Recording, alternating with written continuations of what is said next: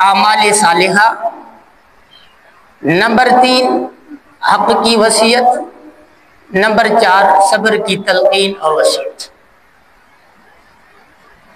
یہ 4 اصول اللہ تبارک و تعالی نے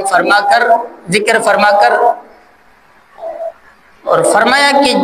جس کے اندر یہ 4 اصول ہیں وہ کامیاب اور نجات یافتہ ہے۔ اور اسی بات پر اللہ تبارک و تعالی زمانے کی تاریخ کو گواہ بناتے ہیں، شاہد بناتے ہیں۔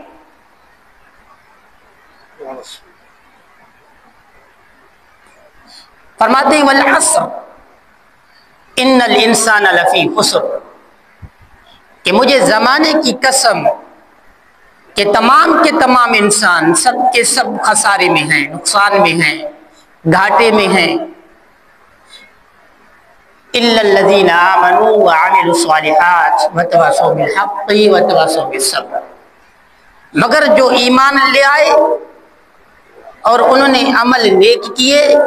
اور ایک دوسرے کو حق کی وصیت کی اور ایک دوسرے کو صبر کی تلقین و وصیت کی۔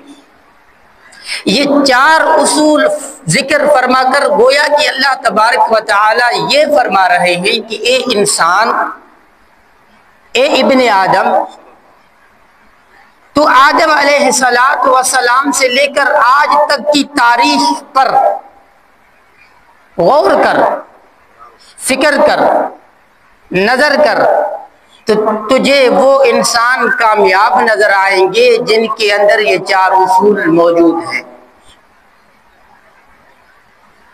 اور جن کے اندر یہ 4 اصول موجود نہیں وہ آپ کو ناکام نظر آئیں گے۔ تو غور کر، تو فکر کر، واقعی وہ انسان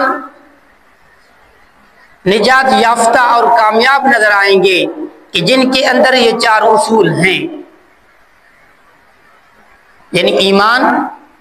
عمل صالحہ، حق کی وصیت، صبر کی وصیت تلقین۔ اگر کسی کے اندر یہ 4 اصول موجود نہیں یا ان میں سے کوئی ایک کم ہے تو پھر وہ ناکام ہے اور عذاب الہی سے نہیں بچ سکتا۔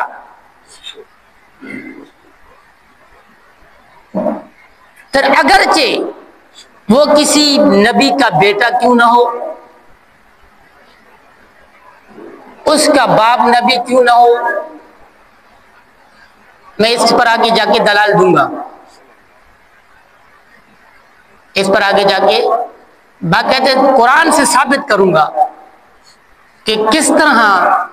جن کے اندر یہ 4 اصول تھے وہ کامیاب تھے، جن کے اندر نہیں تھے وہ ناکام ہو گئے۔